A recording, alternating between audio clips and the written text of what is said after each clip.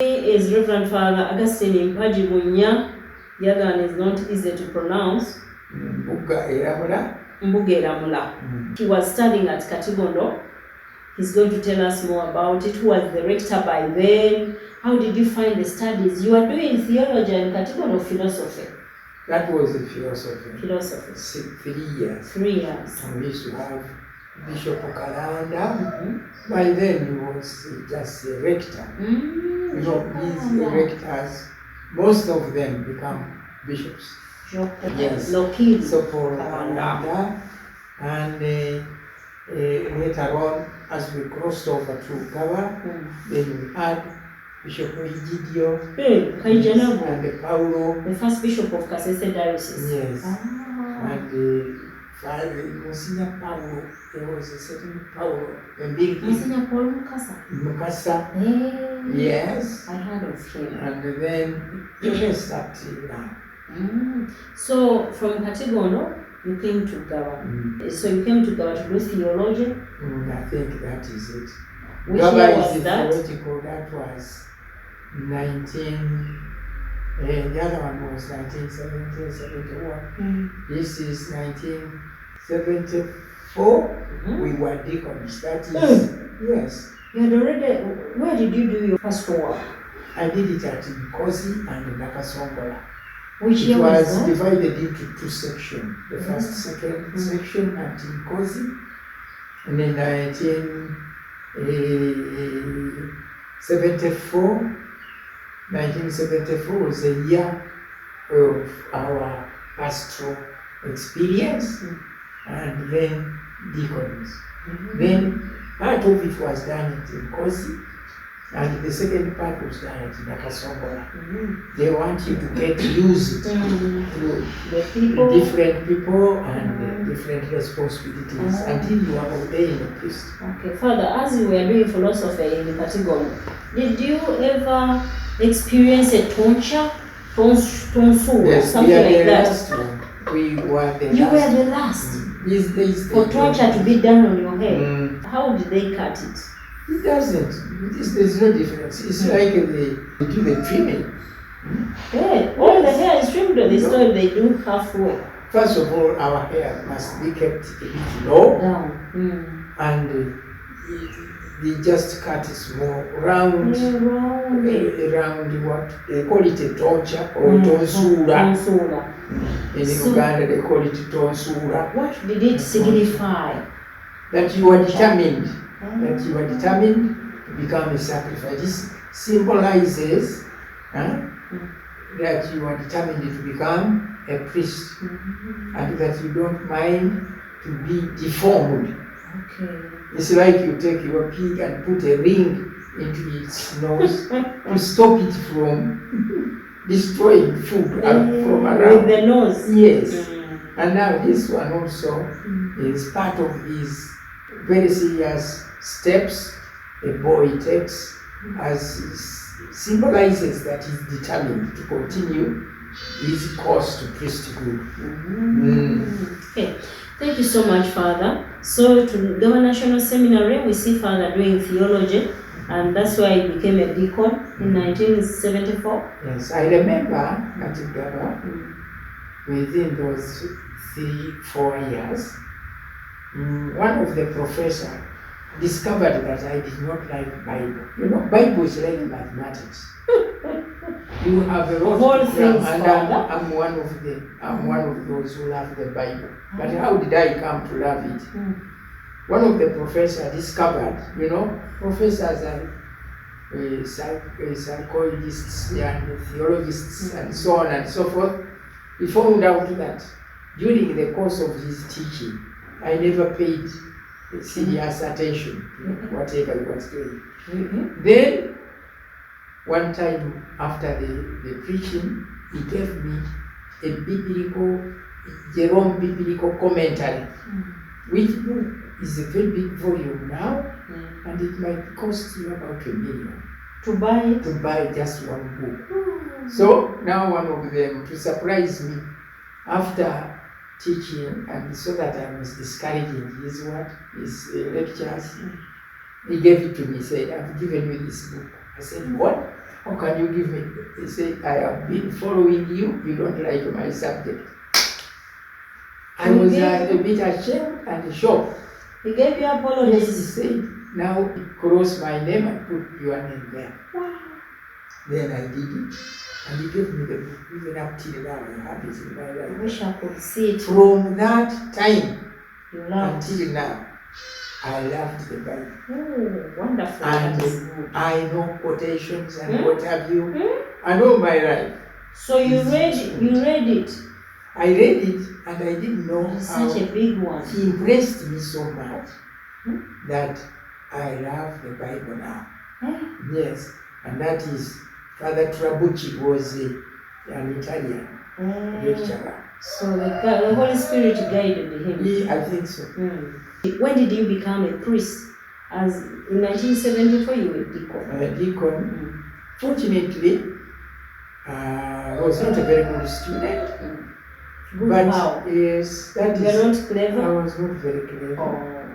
And I more or less got some problems, but I overcame them, solved them with my rector, and by mere fortune, I was appointed to go to Rome to stand in for the whole of Uganda. Wow. And when we went to Rome, we were 360 deacons, but one Ugandan. It was me. I discovered that this was the will of God. Because I wish I was one of the best students. And I wish I was one of them, of those striking words. But in the end, how I was picked, I couldn't know. And just of recent, one was picked from Masaka. Also, he was one. I don't know why in Uganda just they pick one instead of picking 2 or 3. So fortunately, when I was ordained, immediately after ordination, I received benefactors who sympathized with me, because by then it was Amin who was the president here, and he had started distorting the mission of the church here by teasing priests, by sometimes imprisoning them and so on. So when I was ordained, internationally people had known that Uganda does not agree with priests well and so on. So when they saw a young man like me, they chose to be benefactors to me. And I got so many of them who helped me financially and they made me a member of most of these families of my benefactors. So now I have gone to Europe about 15 times. You are lucky. And I know Italian. I used to speak Italian and do what, but now that after the death of my benefactors, I no longer go there. And the language requires one to practice. Yes. If you don't practice it, it vanishes. Yes. Even up till now, I have some books in Italian, but since I don't use them anyhow, the language is collapsing, is dying from there and then. Now, even if you call me to preach in Italian, You can't. I can't do that. I can try, but all the same with a lot of hardship. So since then, when my parents, European benefactors passed on, I rarely go, except these few months ago where we went for a pilgrimage. And I enjoyed seeing Rome and Vatican and Verona in Italy, where I used to move during that time when I was a young priest. Okay. So when you had ordained, you talked about, people talked about Amen. How did that come about? During that ordination, people talked about Amen? No, the question is, internationally they had known that Amin did not respect Catholic Church. Yes. And it was as if his intention was to replace Catholic Church by Muslims or Islamic religion. So as soon as they said, Augustine Mpagi from Uganda, so they were calling me as a sign of support, of showing that they are with me and that they will either financially help me or be friendly to me and encourage me to continue being good priests. So that's why I visited several times Europe by invitation of these benefactors, because I could pay nothing for the flights and so on, and God would give me pocket money, and I think they helped me in terms of accessing new vehicles like motor cars, motorbikes, and so on for the mission. I mean, because if you are given a parish, you need a vehicle. Yes, definitely. I have motorbike or a car. And for me, I have driven over 15 or 16 vehicles. And you were selling them? Of course, I sell them to get new ones so that I'm not disturbed by vehicles. As if I saw you in, was it brown or kind of yellow car? Was By used to then I come think at I was radio? at Katigondo, and then Rumaga. That is when I used to have colored vehicles. This time around I have black. Wow. Thank you very much, dear listeners. Just a break and we come back. We see Father. He has been ordained. By the way, Father, who ordained you priest?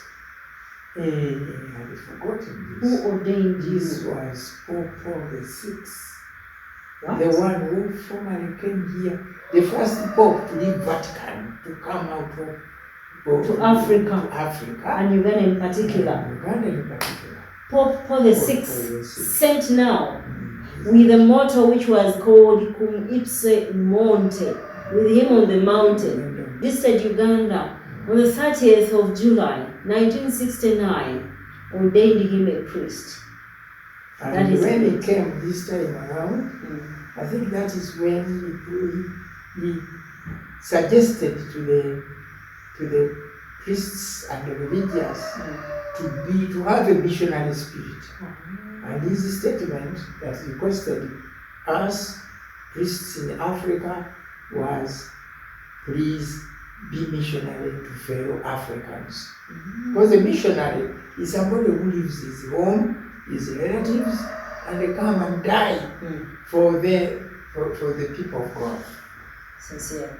I remember his visit, he opened up, he closed the second. He ordained about, was it 12 priests? 6 bishops. Well, 6, including Bishop Baharagate, the late Dr. Bishop Edward Kakubi, Baharagate Akiki, Bishop John Baptist Kakubi, Bishop Barnabas Haleimana, and then we have Ndugu Mwananzechi of Kenya.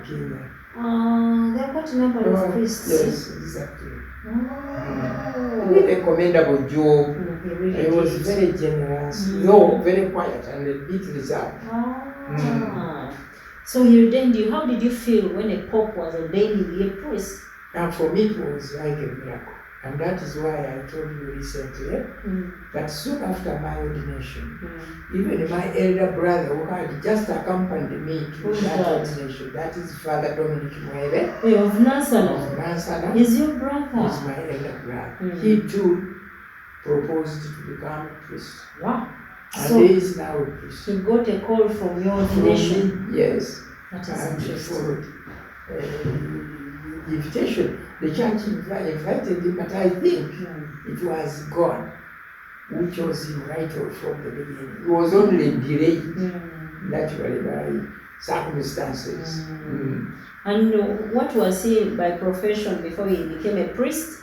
He is a builder. Father is a builder. Yes. He No had wonder. gone to Kisubi He went to the Technical School, technical. where my father was, and they trained and Okay. became a real builder.